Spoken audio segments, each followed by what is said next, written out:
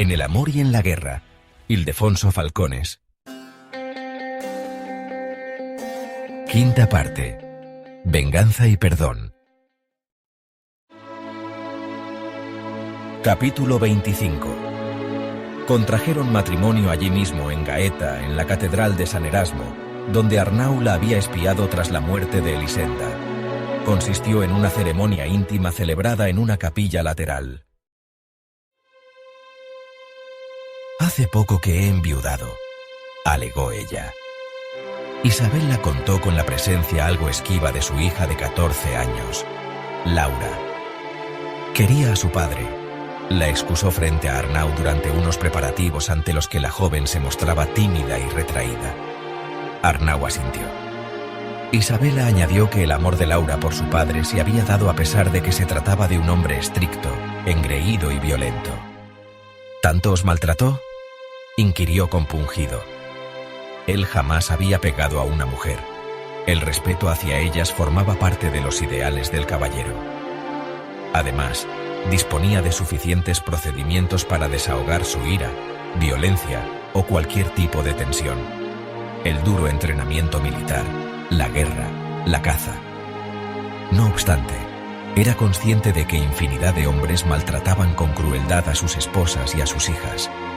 Interrogó a Isabela con el corazón encogido ante la visión de aquel ángel con el rostro amoratado o el labio partido, sangrante. Pero ella evitó contestar y escondió la mirada. ¿Lo amabas?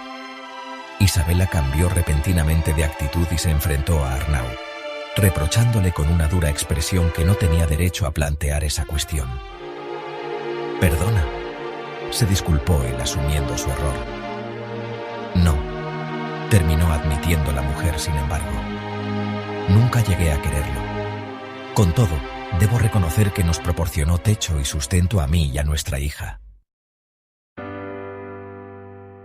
Arnau ocultó que él habría acrecentado hasta la magnificencia esos cuidados y que la habría amado con toda el alma, que le habría regalado el cielo, que a ella la habría hecho reina y a su hija, que sería suya también, princesa, y que...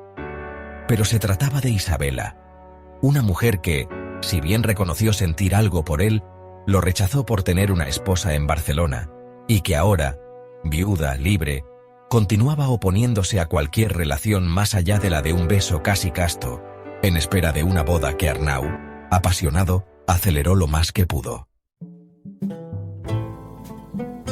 En esos días, confesó a Isabela que su situación económica había empeorado mucho en esos años, pero ella ni siquiera le dejó terminar la explicación. «Eso no importa», susurró.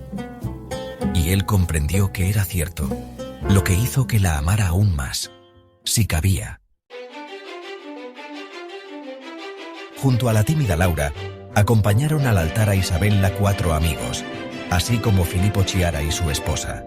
Por Arnau acudieron el otro Filippo, su hijo, y un Claudio incómodo con unas ropas nuevas que le había proporcionado el primero. El duque de Lago Negro, general de Alfonso V, que tanto había hecho por Gaeta, su refugio en la guerra, se vio en el compromiso de participar el enlace a las autoridades de la ciudad, muchas de las cuales se personaron en la catedral. Su hijo Lorenzo, sin embargo, no pudo compartir la fiesta. Se hallaba todavía en Otranto, con Rocco, controlando la reconstrucción de las defensas de la ciudad y rindiendo honores, junto al duque de Calabria, a los 800 mártires decapitados por los enemigos de la fe cristiana. De esa manera pretendían esconder tras la indestructible muralla de la fe y de la piedad una guerra vergonzosa, unas decisiones desacertadas, cuando no insensatas, y una victoria humillante. El rey y su hijo, los consejeros y los presbíteros de la iglesia, siempre dispuestos, perseguían trasladar el dolor de aquellos centenares de víctimas inocentes a toda la cristiandad, desacralizar una verdadera derrota desviando la atención y el interés del pueblo sobre la guerra, los soldados y en especial sus generales hacia los mártires, y lo conseguían. En un momento determinado, Arnau había propuesto invitar a Marina a la boda. Me gustaría obtener el perdón de mi hija y recuperar su cariño, arguyó. Estoy dispuesto a ceder lo que sea necesario para conseguirlo. Isabela forzó una sonrisa ante la propuesta. No podía negárselo, pero recordaba bien que Marina la culpabilizaba del rencor de Rocco hacia ella. No quiso entenderla, y la animosidad creció entre ambas, sin duda. ¿E invitaríais?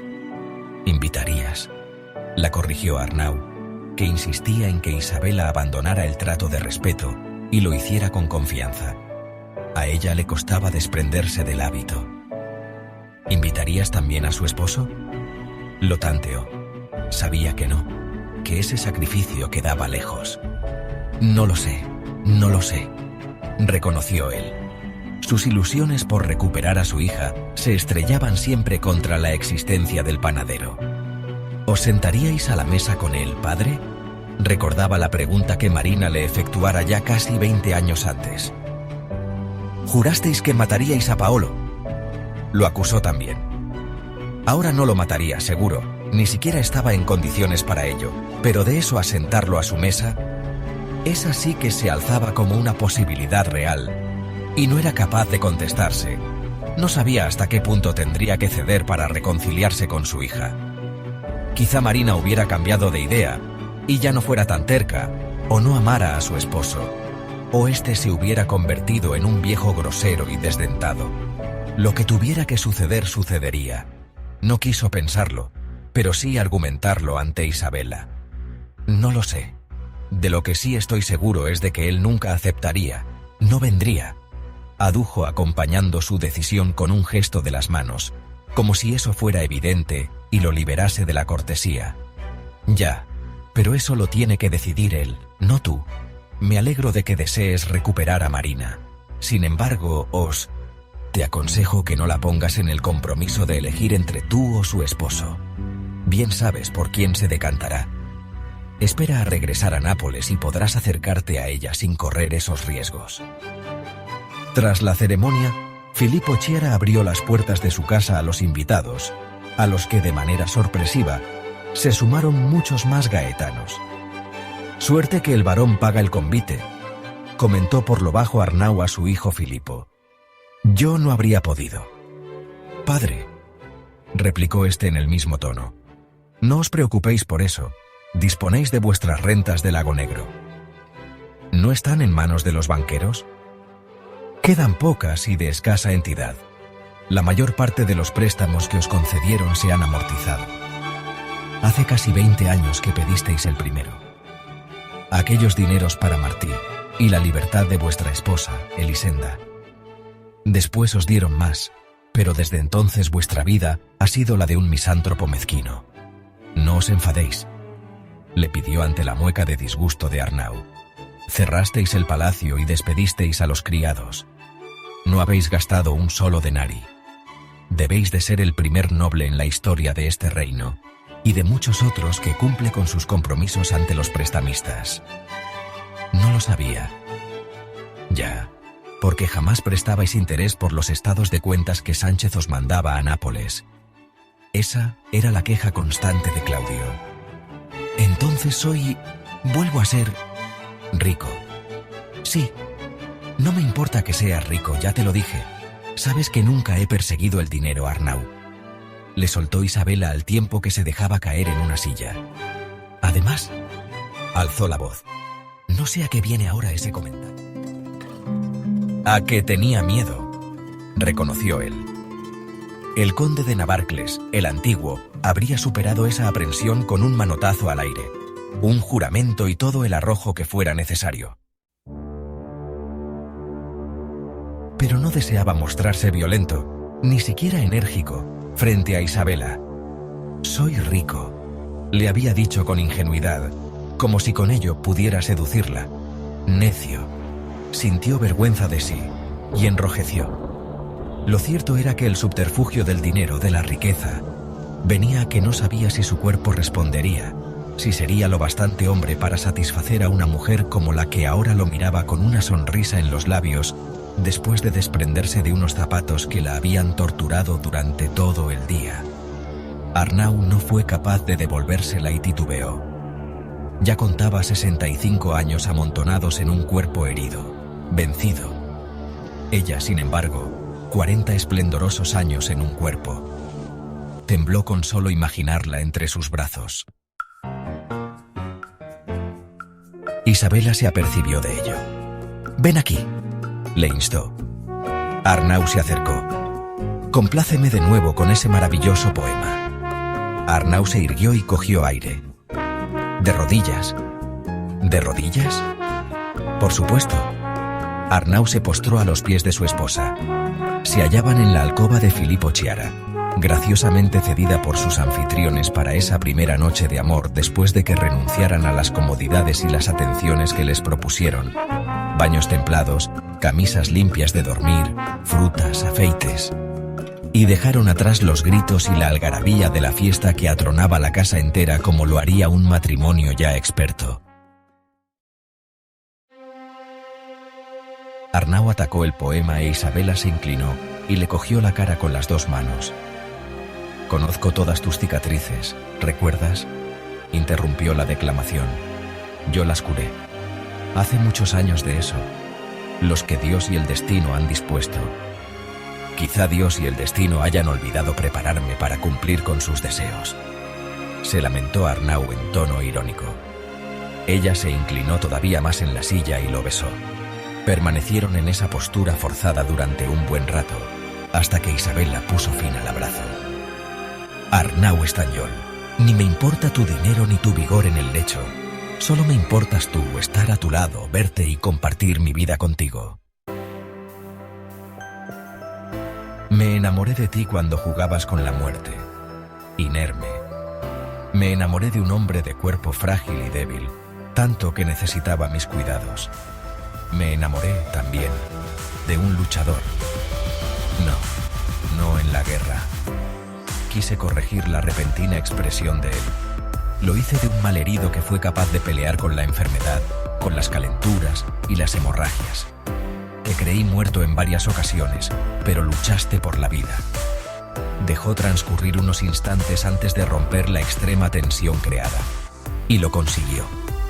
«Ahora me asustas», dije. Y Arnau se echó a reír. Ella también.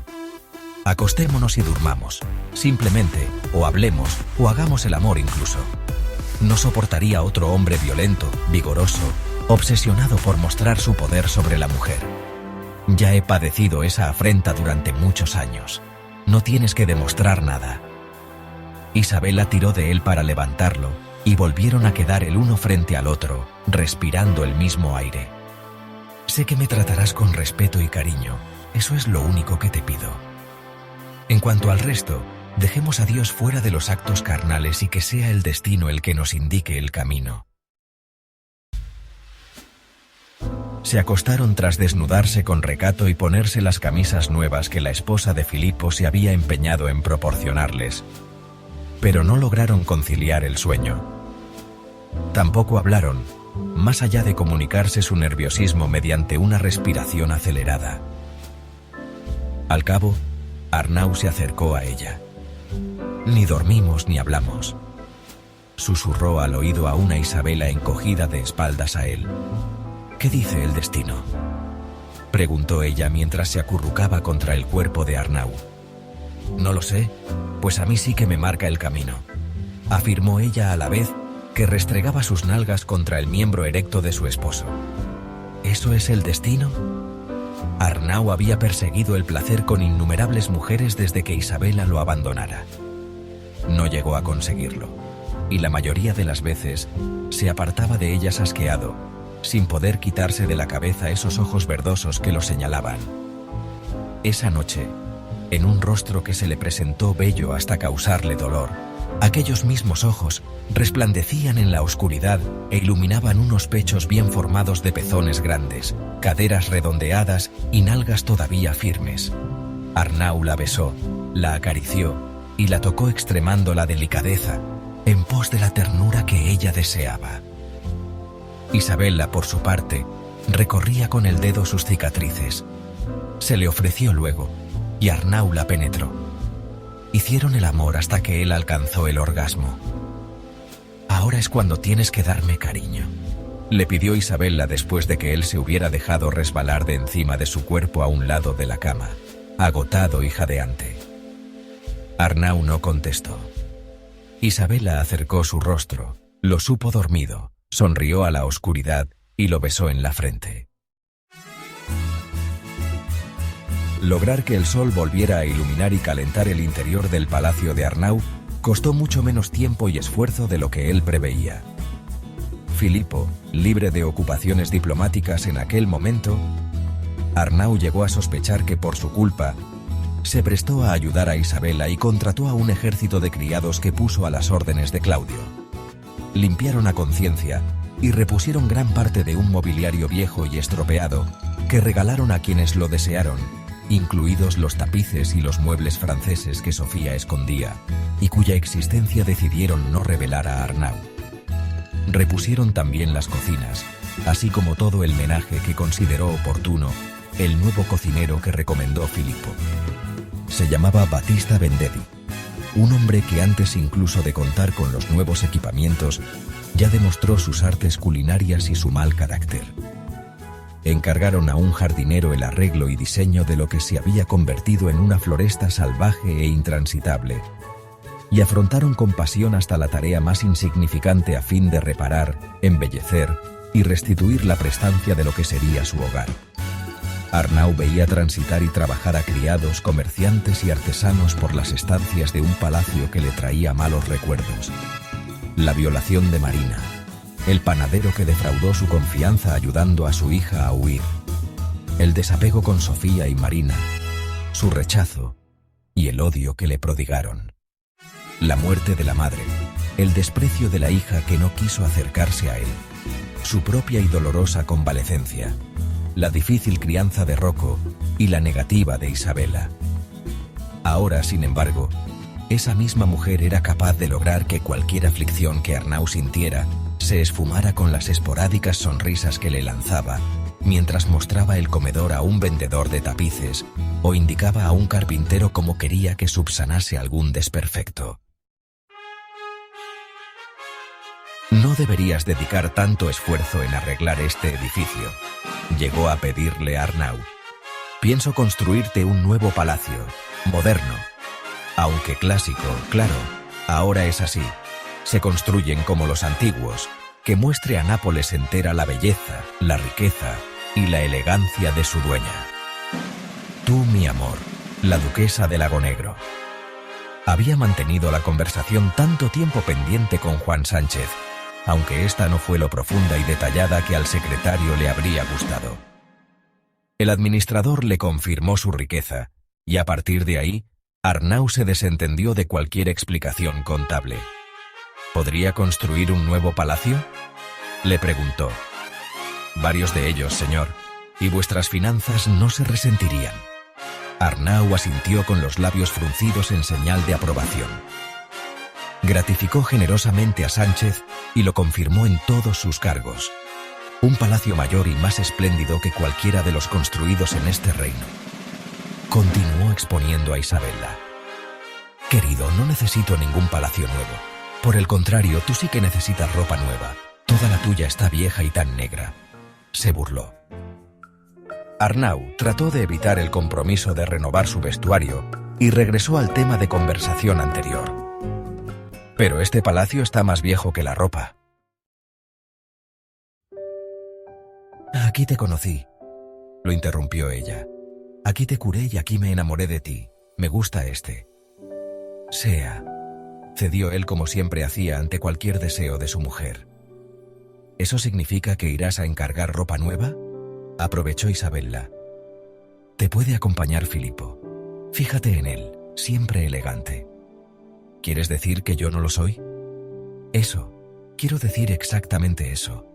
Tienes muchas virtudes, pero todas se oscurecen con ese negro que paseas por todas partes». Arnau también cedió en ello, consciente de que antes tendría nuevo vestuario que nuevo palacio. No había prisa, ya la convencería. Ferrante proyectaba ampliar las murallas de la ciudad en su sector oriental, el que se extendía hacia Sorrento y el Vesubio. Desde la conquista del reino por parte de Alfonso V, las obras de drenaje de los numerosos pantanos que rodeaban la capital y que entorpecían el tráfico y limitaban las necesarias tierras de cultivo, habían constituido uno de los objetivos prioritarios de la administración aragonesa. Tras la muerte del rey Alfonso, Ferrante prosiguió esa labor y su hijo, que acariciaba grandes proyectos para engrandecer y reformar Nápoles, continuaba con la tarea. Se estaba drenando bien aquella zona, la que lindaba con el castillo capuano, se erigirían nuevas murallas y en la gran extensión de terreno ganado se construirían grandes palacios, iglesias y monasterios. Filipo le había comentado que la duquesa de Calabria, la esposa de Alfonso, ya planeaba una mansión fastuosa digna del llamado a ser soberano de Nápoles. Arnau regresó para ocupar su asiento en el seggio capuano y, para sorpresa del resto de los nobles, participó con ilusión y voluntad en las tareas de administración de la ciudad, algo que hasta entonces lo aburría. De la mano de Filipo, asumía cada vez más una posición activa en la vida social napolitana. Ya no portaba espada, un cambio que no había pasado desapercibido a nadie que lo conociera. Fue Isabella, una vez más, quien lo consiguió. ¿A quién prefieres llevar? ¿A mí o a tu espada?, contestó el día en que él le propuso acudir a un concierto en el mismo Castelnuovo. ¿Es necesario renunciar a mi espada? Me golpeo con ella en la pierna, se quejó su esposa. Pues camina al otro. Enmudeció de repente. Ese, precisamente el de la espada, es el lado bueno, el tuyo, ¿no? Entendió ante un inicial gesto de desaprobación, que fue mudando hasta convertirse en una sonriente afirmación. Escuchaban poesía. Arnau estaba embelesado por la emoción con la que Isabella atendía a las lecturas y acogía la magia de unas palabras que revolvían sentimientos. Entre carpinteros, criados y jardineros, había conseguido memorizar algunos otros poemas que recitaba a su esposa en la intimidad y que ella le agradecía con lágrimas y besos y promesas y risas. Y amor. Arrinconar la espada, que no un puñal pequeño que escondía a Isabella. Vestir con sedas de colores, aunque ninguno escandaloso. Recitar poesía y deleitarse en la música, en las espectaculares actuaciones de juglares moros, bailarines, cantores o coros, todo ello lo convirtió en un hombre redivivo.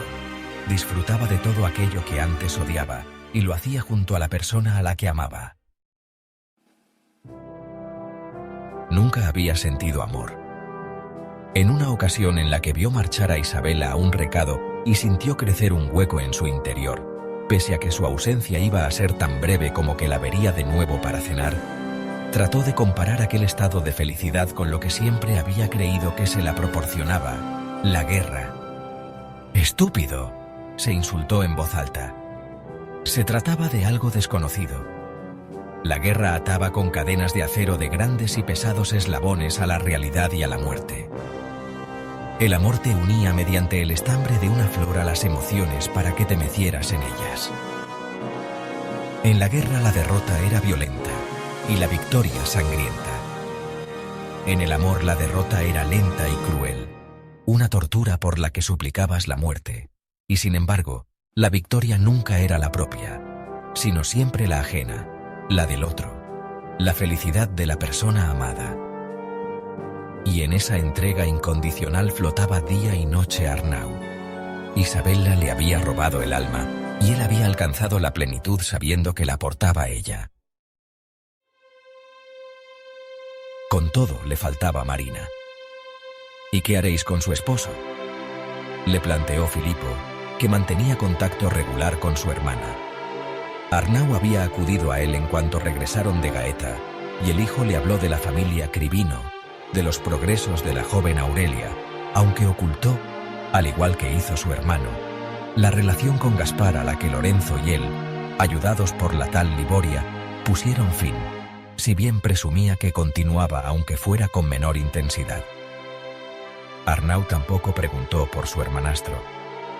Tras la primera revelación que le hiciera Claudio, cuando le explicó que había sido puesto en libertad y en precario estado de salud, lo había dado por muerto. o cuando menos totalmente inhabilitado por tantos años de encierro para suponer amenaza alguna, para él o para su hija. Con todo, no consiguió alejarlo de sus pensamientos, y en otras ocasiones en las que recaló en Nápoles, no pudo dejar de instar a su criado a que, tras contarle de Marina, le proporcionara noticias de aquel canalla. Al final Claudio le comunicó que Gaspar ya no vivía con Marina. Sin embargo, como acababa de hacer Filipo, cayó la sorpresiva visita de Liboria, el relato siniestro de lo que estaba sucediendo en aquel palacio y la necesaria intervención de los hijos de Arnau para expulsar a Gaspar. ¿Y qué ha sido de ese malnacido?, inquirió Arnau. Lo ignoro, señor. Supongo que habrá fallecido. Sé que estaba muy mal. Ahí quedó todo. Arnau volvió a partir a la guerra y la suerte de Gaspar quedó en el olvido. Ahora, tratando con Filipo de un posible acercamiento a su hija, por nada del mundo deseaba mentar a su hermanastro e introducir ese elemento siempre problemático y capaz de arruinar toda relación. Lo mismo pensaba Filipo, que presentía que su padre estaba dispuesto a ceder para reconciliarse con Marina, percibía su deseo y su emoción, la necesidad imperiosa de obtener el perdón de su hija, aunque fuera tarde. No obstante, tratándose de Arnau Estanyol, y por más transformación que hubiera sufrido, la intromisión de Gaspar d'Estorrent sin duda echaría por tierra cualquier intento. Pese al silencio, aquel no era el único problema que se abría ante una futura aproximación entre unos y otros. Es que, además del asunto de Gaspar, Paolo es sodomita. Se atrevió a revelar Filipo a Isabella tras pretender su apoyo y relatarle la conversación mantenida con Arnau. Él lo sabía porque su madre, Sofía, creyó oportuno revelárselo cuando ya era consciente de su final. Conociendo el problema, podría ayudar a su hermana. Lo exhortó. Luego él partió de viaje, y al final Marina quedó embarazada de la preciosa Aurelia. «Me has hecho sufrir mucho», le recriminó Filipo con cariño tras el nacimiento de su hija. «Madre me contó de Paolo, y yo estaba convencido de que era un sodomita, y de que malvivías espiritualmente a su lado. Sin embargo, con esta niña has despejado mis inquietudes», se atrevió a confesar, señalando a la entonces pequeña Aurelia. «Lo es», le corrigió Marina. «Practica la sodomía. Se lo conté a madre y me aconsejó que me lo ganase». Y mientras Filipo recordaba cómo su hermana parecía haber descargado un tremendo peso sincerándose con él y explayándose en los tristes avatares de su vida hasta conseguir el equilibrio que la llevó a concebir esa niña, Isabella trataba de encajar la noticia. «¿Sodomita? Menudo lío», bufó. «Eso no lo sabe tu padre, ¿no?» «No, y no debe saberlo. Me costaría pensar que pudiera aceptar esa situación». «Pues habrá que arreglarlo», sentenció Isabella. «¿Cómo? ¿Qué quieres decir con ese cómo?», se enfadó Marina con su hermano después de que éste le plantease con crudeza la cuestión. Isabella ni siquiera había considerado la posibilidad de acompañarlo a hablar con su hermana, dejándolo solo para resolver el problema. «Pues de la única manera que se puede», continuó ella, «aceptándolo tal como es». Paseaban cerca del mar y la playa, allí donde varaban las barcas de pesca, con Castelnuovo alzándose majestuoso sobre ellos. «Padre está haciendo un esfuerzo», la detuvo Filipo, como si con ello recalcase la importancia de cuanto decía. «Sabes que nunca admitiría algo así». «Tú conoces a Paolo», lo interrumpió Marina. «Mantiene relaciones con los grandes de Nápoles, con los de Florencia y con los de otros muchos lugares. Se reúne con nobles, doctores, jueces y mercaderes acaudalados. Es aceptado y respetado por todos. ¿Acaso crees que va tocando el culo a los hombres? ¿A ti te molesta su presencia cuando estás en nuestra casa? ¿Te ofende? ¿Os apreciáis? Paolo confía en ti, lo sabes». Filipo resopló. El sol lo cegaba, y reanudó el camino tirando de su hermana, con la que entrelazó su brazo. Marina tenía razón. Paolo era un prohombre napolitano, y discreto. «Olvida mis palabras. No le diremos nada. y padre no tiene por qué descubrirlo. Sin embargo, hay otro problema. Sí, se le adelantó ella, que padre quiere matar a mi esposo. Eso pasó a la historia. No lo veo capaz ni dispuesto a cumplir esa amenaza. Ni siquiera lleva espada. Es un hombre diferente, ya lo verás. No, no es eso. Me refiero a Gaspar Destorrent y vuestras relaciones comerciales. Eso también pasó a la historia, mintió ella, deseando sin embargo que su hermano sí hubiera dicho la verdad. La reunión se propuso en el palacio de Arnau. Filipo ejerció como el diplomático que era, asumió el cargo de anfitrión y tejió la red necesaria para que el banquete fructificara. Isabela arrancó a Arnau el compromiso de aceptar y respetar a Paolo. Marina hizo lo propio con su esposo. Filipo convenció a las dos mujeres para que arrinconaran las rencillas derivadas de la educación de Rocco, ya que ninguna de ellas había tenido la culpa. Se trataba de olvidar, recordaba Filipo a todos ellos. Olvidar y perdonar. La reconciliación requería del perdón, y este no se podía condicionar. Debía ser absoluto y sincero. Enviaron una invitación a Rocco, pero ni siquiera contestó. Lorenzo también recibió la comunicación de su hermano, y a vuelta de correo le hizo saber que ya se estaba dirigiendo hacia Nápoles, acompañando al duque de Calabria para celebrar el triunfo, una vez aseguradas las defensas de Otranto. Lo esperaron. Arnau no quiso participar con Isabela y Filipo en la recepción al príncipe, a sus generales y al ejército. «Todo es un engaño, una farsa», se quejó. «Vais a aplaudir y vitorear a una partida de cobardes». «Otranto estaba en poder de los turcos», replicó su hijo mayor. «Y ahora ya no lo está. Esa es la realidad. Vuelve a ser napolitana. Y cristiana. Eso es lo que hay que celebrar, padre. Recordad que me habéis prometido no acusar a Lorenzo de cobarde ni poner en duda su honor, ni la menor mención». Llegó a regañarlo. Los muchos prejuicios, recelos y odios que bullían en todos y cada uno de ellos se vieron reprimidos por el escándalo que originaban los distintos espectáculos que dispuso Filipo en el gran comedor del palacio de Arnau. No cabía más gente. Mimos, acróbatas, músicos, bufones. Todos ellos entraban y salían, vestidos de colores o con el torso desnudo, sustituyéndose sin pausa. Filipo había querido que aquello fuera una fiesta, que el bullicio sustituyera un silencio que preveía tenso en aquel primer acercamiento familiar. Ya habría tiempo para hablar del pasado, pensó. Así que Arnau besó a Marina mientras un enano tiraba de la maravillosa falda de seda púrpura que vestía la mujer. El frío apretón de manos entre aquel y Paolo se vio acompañado por las volteretas de un acróbata que casi choca con ellos. Marina e Isabela se saludaron flanqueadas por sendos mimos que, a modo de espejos, las imitaban. Ellas se enfadaron, y los mimos también. Les exigieron que se fueran, y ellos trataron de echarlas. Entonces comprendieron el ardid al unísono y a punto estuvieron de sonreírse, una percepción a la que no llegó Lorenzo, ya en la reunión, cuando intentaba hablar infructuosamente con su padre, a causa de un actor que los perseguía declamando a gritos. «¿No puede callarse este hombre?», chilló dirigiéndose a Filipo. Claro, perdón», se disculpó el hermano. Pero en cuanto el barón de Pen se volvió hacia su padre, el poeta fue sustituido por un cantante. Hasta Arnau pareció complacido con la interrupción.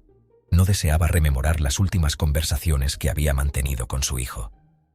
De entre todos ellos, las únicas dos personas a las que parecía no molestarles la algarabía eran Aurelia y Laura, de 16 y 14 años respectivamente, que deambulaban como hechizadas entre familiares y cómicos, las dos luciendo trajes nuevos y joyas prestadas por sus madres.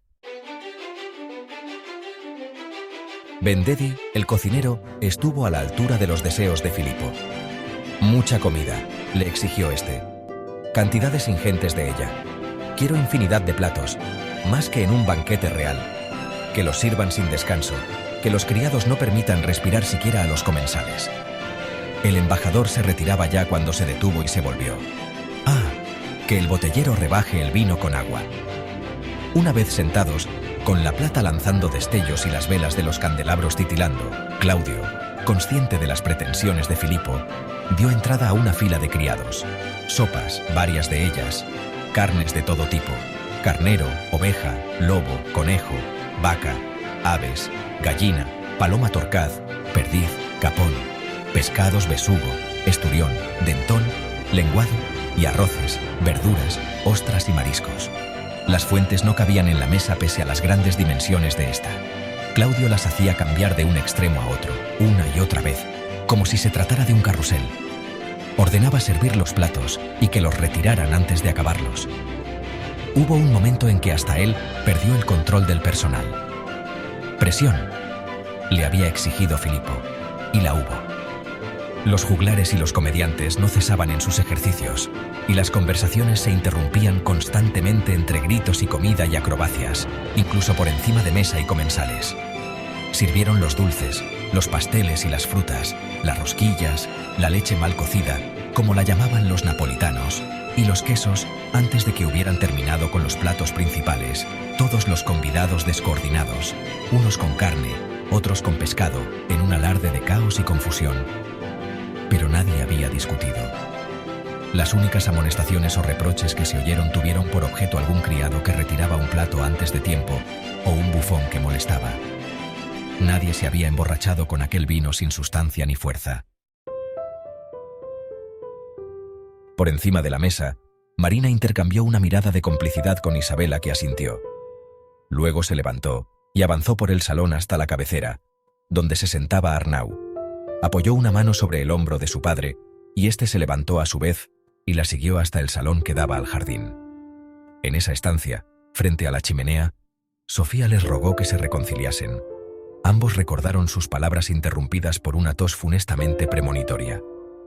«Nunca será suficiente el empeño», farfulló entonces allí mismo. También Arnau Estanyol les pidió perdón por el daño que os haya podido hacer. Se disculpó ahora, en ese día de reencuentro. No llegaron a cruzar palabra, y antes incluso de que lo hiciera Marina, Arnau estalló en llanto y se abrazó con fuerza a su hija. Arnau no tenía excesiva prisa por alcanzar su destino. Acudía a él obligado. Le habría gustado continuar montando a Renko y retrasar su llegada sobre aquel animal lento y perezoso. Pero sus hijos, apoyados por Claudio e Isabela, consideraron oportuno que el duque de Lagonegro se desplazara a lomos de un corsiere napolitano como lo fueran peregrino o cazador. Y ahora Estela, su nueva montura, una briosa yegua torda, tiraba de él como si pretendiera apresurar un encuentro incómodo. Cuando menos, en contra de la opinión de quienes sostenían que aquel rucio cojo debía sacrificarse para carne. Sánchez, Claudio, el caballerizo, los mozos de cuadra, consiguió que Renko fuera a terminar sus días a Lagonegro, donde pacería y descansaría igual que los grandes caballos de guerra que lo precedieron. «Os habéis vuelto demasiado débil, padre», se burló de él Filipo. «Ha hablado el hombre de letras», intentó devolvérsela a Arnau. «El sensible. Quizá tu padre sea simplemente un romántico», terció Isabela en su defensa. Él le sonrió. Sucediera lo que sucediese, Isabela siempre estaba de su lado, lo defendía y lo apoyaba. A diferencia de otras mujeres que escondían sus sentimientos, si era que los tenían, o que actuaban de manera recatada, ella carecía del menor reparo por mostrar públicamente el amor que le profesaba, y Arnau se derretía y no dejaba de felicitarse por la gran fortuna que significaba ser amado y deseado por aquella diosa. Día tras día, intentaba devolverle ese cariño que le insuflaba nueva vida, pero siempre acababa decepcionado, convencido de que sus esfuerzos eran insuficientes, que podía darle más, que debía ofrecerle hasta su vida. Eso debía de ser el amor, se decía entonces, con la inquietud permanente al percibir que nunca su entrega era bastante para colmar el anhelo por complacer a la persona que amaba. Absorto en tales pensamientos, la irritante yegua le ganó la mano, de un hachazo con la cabeza, se zafó de unas riendas casi abandonadas y se lanzó al galope. Arnau se desequilibró y a punto estaba de caer al suelo cuando los dos soldados que lo flanqueaban cerraron el paso al animal. Ninguno de ellos se atrevió a humillar al duque agarrando las bridas de Estela, por lo que Arnau se esforzó por recomponerse y detenerla. Maldijo a una y alabó a los otros. Era la primera ocasión en la que los soldados le eran útiles. 2 allí, con él, y casi una decena más en el palacio para vigilar, acompañar y proteger a Isabela, Laura y los suyos. Un regreso a cierta belicosidad que tuvo que adoptar tras las revelaciones que le efectuaron en su primera visita al sequio, un día después de escuchar misa. «Cuidaos de Gaspar d'Estorrent», le susurró uno de los nobles con asiento. Arnau se vio totalmente sorprendido. «¿Gaspar?», inquirió turbado. «Sí, vuestro hermanastro». «¿Vive?». «Desgraciadamente». Tras el lamento, el noble, miembro de una de las muchas ramas de los Capece, le habló de Gaspar, del ejército de delincuentes que capitaneaba en la clandestinidad y de sus tentáculos en todos los órdenes de la sociedad napolitana. El rey lo dejó libre creyendo que tras todo ese tiempo no sería más que un viejo loco impedido e inofensivo, pero las alimañas resisten y se alimentan de la podredumbre. «Es un enemigo tremendamente peligroso», afirmó. «¿Por qué me lo contáis?». «Mi familia mantiene ciertas querellas con otra familia. No viene al caso su identidad», aseveró con un movimiento de los dedos de su mano derecha, como espantando el nombre. «Y esos rastreros indignos de su estirpe han comprado la protección y el apoyo de d'Estorrent. No es el único grupo que se mueve en esos negocios. Nápoles está plagado de ellos». Antes, estas rencillas se solucionaban con un desafío, apuntó Arnau. «Siempre existirán los duelos, pero en estos nuevos tiempos en que miramos atrás y pretendemos imitar a los clásicos, a Epicuro sobre todo, y abrazamos el hedonismo, nos abandonamos al ocio y a la indolencia y nos debilitamos. Ya no somos una nobleza feudal y guerrera, sino burguesa». Arnau asentía al discurso del noble Capece. «¿Para qué mancharnos las manos si tenemos quien lo haga en nuestro lugar? Pues eso, nosotros, por nuestra parte, contratamos a otro». «Un dacia», ironizó. «Bien, escuchad con atención, duque. Los hombres que nos sirven han podido comprobar que los de d'Estorrent os vigilan. ¿Casualidad?». Se adelantó a la pregunta que ya surgía de labios de Arnau. «Vuestro palacio está aquí al lado, a unos pasos.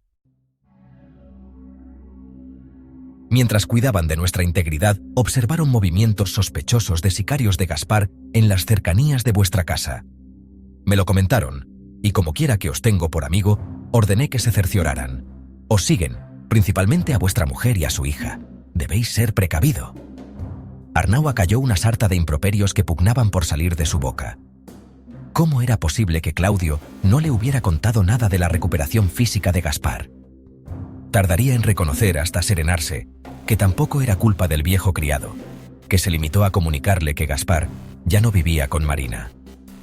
El resto lo supuso él mismo, quizá necesitado de alejar definitivamente aquella presencia perversa de una nueva vida que le ofrecía felicidad.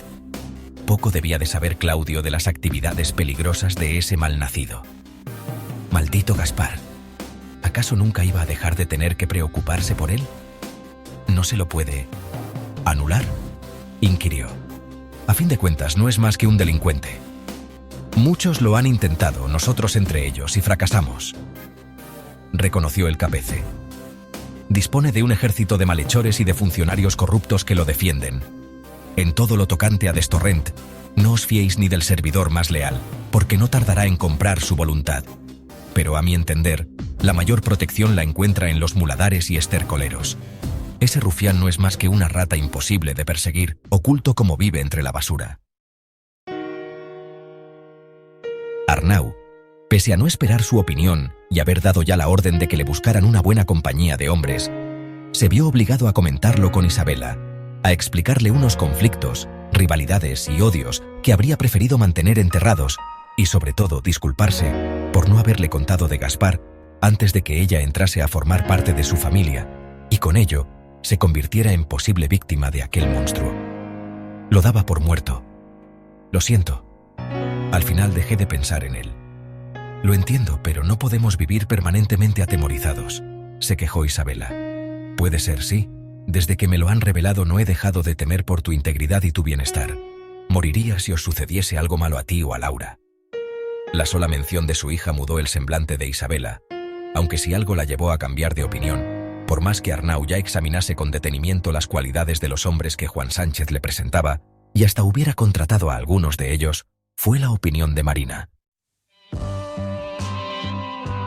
Tras el caótico banquete organizado por Filippo, en el que Arnau compartió la celebración con Paolo, ahora invitado con honores a la mesa de su casa, aquella en la que cada domingo se presentaba con una torta y solo se movía por el jardín y las cocinas, padre e hija se reconciliaron sin prevención alguna. El abrazo con Sofía presente en la mente de ambos, fue como un estallido que expulsó con furia el rencor acumulado en su interior. Ninguno de ellos puso trabas o lanzó reproches, y el sosiego que los asaltó relajó sus maneras y dio paso al regreso del amor paterno-filial, aquel del que disfrutaban antes del fatídico día en el que Gaspar irrumpió en su hogar. Arnau culpaba a su hermanastro, y Marina estaba segura de que fue él quien la desgració, pero los dos expulsaron de sus conversaciones posteriores cualquier referencia a ese suceso. Isabela, por su parte, se disculpó 1000 veces con Marina por la responsabilidad que pudiera corresponderle en lo tocante a la actitud de Rocco hacia ella. Nunca lo había deseado, nunca había pretendido sustituirla. Marina aceptó la realidad que debió comprender en su día. Eras muy joven para asumir esas responsabilidades y no tenías la culpa de la situación personal de Rocco, le dijo a la esposa de su padre. Confraternizaron, principalmente porque sus hijas lo hicieron también. Laura, la menor, encontró una guía y amiga en esa ciudad nueva y hostil que a sus ojos era grande e incontrolable, y Aurelia halló una condición que sus padres, con todo su dinero, no podían concederle, de un día para otro. Se vio convertida en la nieta del duque de Lagonegro, un reputado general del que no había tenido noticia alguna a lo largo de su vida. Las hijas unieron a las madres en reuniones y visitas, y fue Marina la que con mayor crudeza advirtió a Isabela al respecto de Gaspar. Es vil, cruel, inhumano, sanguinario. Isabela se encogía en la silla, no tanto por los agravios como por el miedo y el odio que rezumaba Marina al expulsarlos de sí. Ese canalla es capaz de cualquier cosa. Cuidaos de él, tú y sobre todo tu niña. Vigila a Laura. Pero nosotras no hemos ofendido en nada a ese hombre. Es un desalmado. Ahora estás con Arnau y lo haces feliz. Eso es suficiente. Ese canalla no necesita más. La reaparición de Gaspar en sus vidas fue para Arnau la confirmación de que la felicidad no podía ser absoluta. Algo tenía que venir a empañar un goce de tal magnitud. Su hermanastro no solo revolvió recuerdos y sentimientos, sino que también sembró dudas. Marina había conseguido que Arnau y Paolo se mantuviesen al margen. Nadie esperó de ellos ninguna otra actitud o posición que no derivase de la simple cortesía. Por lo demás, Arnau evitaba ante Marina toda referencia a los ballesteros de Otranto, y la aparición de Gaspar le proporcionaba una nueva perspectiva. Nunca había creído que la participación de su hija con aquellos mercenarios felones tuviera el menor alcance. Y, siendo sincero, tampoco veía a Paolo, un mercader respetado, incluso algo apocado a su entender, moviéndose entre facinerosos capaces de urdir un plan que los llevara a traicionar al rey. Sin embargo, Gaspar, ese sí que era capaz de cualquier cosa. Y tanto él como Paolo siempre habían mantenido buenas relaciones. Todas esas complicaciones que habían ido amontonándose para turbar la felicidad de Arnau desaparecieron a la voz de uno de los soldados. Ahí lo tenéis, señor. Hasta aquella yegua perturbada que le había incomodado el viaje debió de sentir en las piernas de su jinete la trascendencia del momento, porque se detuvo con mansedumbre. Hacía muchos años que Arnau no visitaba ese lugar. Castelpetroso, murmuró a su vista. Se había casado con Isabela y reconciliado con Marina. Incluso había soterrado sus diferencias con Paolo, a pesar del muy reciente asunto de los mercenarios de Otranto, aguijoneando sus recelos. Superadas las dificultades con su hija, sus hermanos olvidaron cualquier rencor hacia el padre. Lejos de las rencillas ordinarias en toda familia, lo que principalmente había abierto cierta distancia entre ellos, derivaba de los hechos luctuosos que rodearon la juventud de Marina.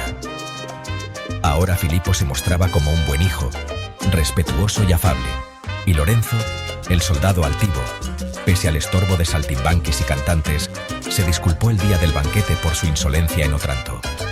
No había sido apropiada ni justa su conducta, reconoció. Laura y Aurelia, esas dos ninfas sobrevenidas para Arnau, vivían encantadas la coyuntura. Solo faltaba una persona, Rocco. Primero fue Marina quien lo apuntó, una referencia implícita un día, en otro la queja llorosa al recuerdo de una madre, luego más referencias en situaciones varias, un comentario manifiesto y al final Rocco como tema de conversación. Es una pena que el nieto de vuestro compañero Giovanni Di Forti no disfrute del cariño de su familia. ¿El nieto de Giovanni? Dirás tu hijo. Vuestro pupilo, padre. Arnau calló, una postura que, en la alcoba, no adoptó Isabela. Deberíamos solucionar la situación entre Rocco, esta familia y, sobre todo, su madre, propuso. Ese hombre no quiere saber nada de Marina y menos de su padre. Nunca ha querido. Lo repudia. Tú lo viviste. Por eso mismo, querido, porque lo viví y participé, y me siento culpable. Ayúdame, ayúdanos, debes conseguirlo. Le rogó. ¿Yo? ¿Acaso no fuiste su tutor? Terminó desarmándolo. Pese a la insistencia de su esposa, Arnau dudaba, no por sí mismo, ya que estaba dispuesto a prestarse a cuanto le pidiesen, sino por defraudar a las mujeres. Rocco, ese varón orgulloso y pedante, era el que lo había tildado de viejo loco en Otranto, y Arnau era consciente de que, a diferencia de Lorenzo, nunca cedería en su posición. Se enrocaría todavía más en ella y sería imposible obtener resultado alguno. Pensó que sería preferible otro negociador, quizá Filippo, embajador, un hombre cordial, agradable en el trato, con experiencia en solucionar conflictos, pero su hijo mayor lamentó tener que excusarse, puesto que tenía previsto partir hacia Génova. Marina insistió, y ante el asomo de indecisión por parte de su padre, estalló en un llanto profundo y doloroso que en una mujer de más de 50 años compungió a Arnau y lo llevó a desviar la mirada hasta que la oyó hablar. «Me lo quitasteis», le reprochó entre sollozos esa realidad por primera vez desde que se abrazaran el día del banquete. Y ahí estaba Arnau Stanyol, el viejo loco, observando desde la lejanía el castillo de Giovanni di Forti, al tiempo que recordaba un juramento que, si bien había querido dar por cumplido, ahora le reclamaban de nuevo cuidar de los suyos, de su hija Marina. El compromiso que permitió que su amigo expirara con serenidad. No lo pensó más y espoleó a Stella con decisión.